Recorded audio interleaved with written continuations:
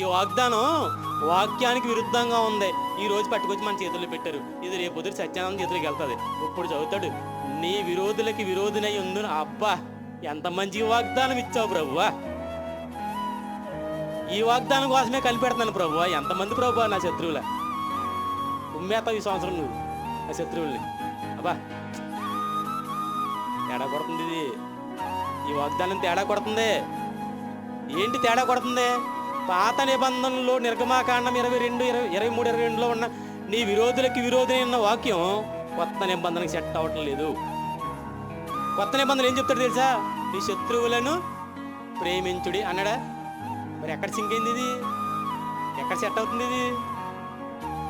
అందుకే అన్నాను, వాగ్దానాలు మూఢనమ్మకాల్లాగా మారిపోయాయి.